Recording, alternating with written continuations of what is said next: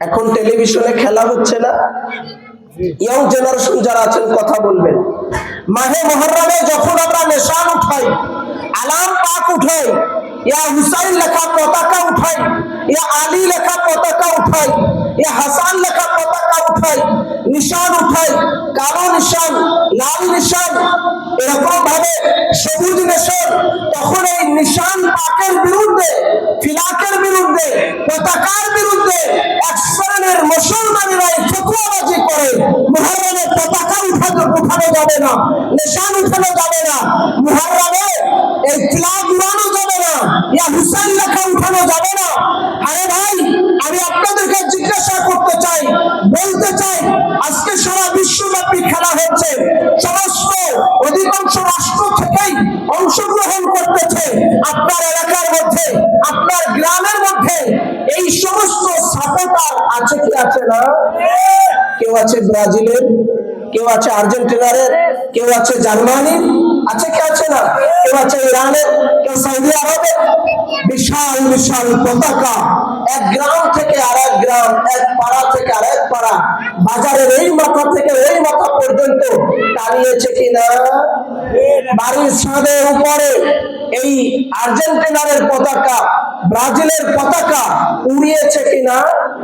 আমার ভাষা কি বুঝতে পারছেন? কথা বোঝা যায়? আমি পাবনার মানুষ, আপনাদের সাথে মিলতে নাও পারে, বোঝা যাচ্ছে তো? আর্জেন্টিনার পতাকা উড়াচ্ছে, ব্রাজিলের পতাকা উড়াচ্ছে, এতে বেদাতও হচ্ছে না, শিরকও হচ্ছে না, অথচ জামাতের জন্য ধর্ম পেয়েছি, ইসলাম পেয়েছি, জামাতের জন্য নামাজ পেয়েছি।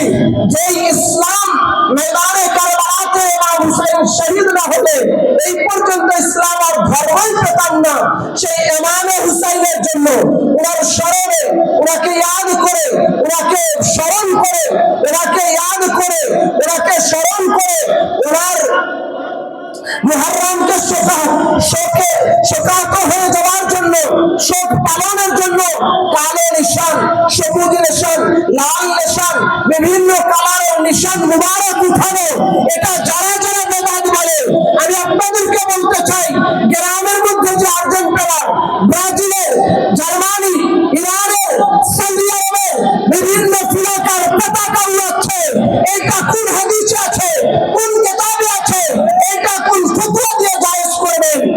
বলতে পারেন এটা মুহাব্বতের জন্য সাপোর্ট করেছে, এটা হারাম খেলার জন্য, যদি মুহররমের জন্য, এটা খেলার জন্য যদি সাপোর্ট নিতে পারে, তাহলে সাইয়্যিদুশ শুহাদা শহীদে কারবালা, যারা ইসলাম এনেছেন, ধর্ম এনেছেন, ইসলামের নতুন জীবন দান করেছেন, সেই ইমাম হুসাইনের স্মরণে, কারবালার স্মরণে, ইমাম আলী মাকামের স্মরণে নিশান উঠিয়ে ওনাকে ইয়াদ করা, এটা যাবে কি যাবে না?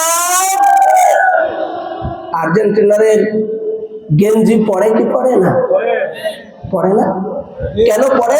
এটার মানে হচ্ছে সে আর্জেন্টিনারকে ভালোবাসে, সাপোর্টার। ব্রাজিলের গেঞ্জি যে পরে, ব্রাজিলের গেঞ্জি যে পরে, তার মানে ব্রাজিলের সাপোর্টার। তো আপনারা আর্জেন্টিনার সাপোর্টার, আপনারা ব্রাজিলের সাপোর্টার, আপনারা জার্মানির সাপোর্টার, আপনারা সৌদি আরবের সাপোর্টার, কোনো অসুবিধা নেই, করতে থাকেন, আমি বাধা দিব না।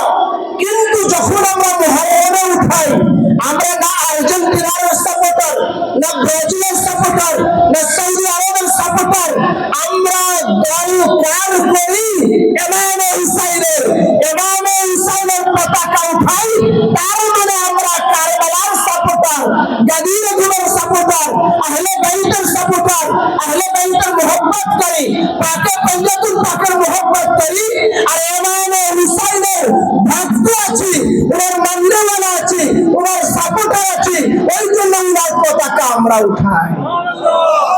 তোমাদের গ্রামে যদি আর্জেন্টিনার ব্রাজিলের পতাকা উড়াইতে অসুবিধা না হয়, তাহলে মুহররমে যখন এই মাকামে ইমামবাড়া শরীফে মুকামে যখন নিশান উঠানো হবে, সেই জায়গায় তোমরা বাধা প্রদান করতে পারবা। কোন মুল্লা কিন্তু এত রাষ্ট্রের পতাকা উড়াচ্ছে, কোন মুল্লা কথা বলছে না। যেই মুহররম আসবে কারবালার পতাকা উঠাবে, আর মুল্লাদের গায়ে জ্বালা শুরু হয়ে যায়। তাই কি হয় না? বলে যেটা করা যাবে না, বেদাত শিরক নাজায়েজ। রাসূলের যুগে ছিল না। রাসূলের যুগে আর্জেন্টিনার পতাকা ছিল, ব্রাজিলের পতাকা ছিল। তাইলে এই জন্য ভাই সাবধান, আপনি যে কথা বলবেন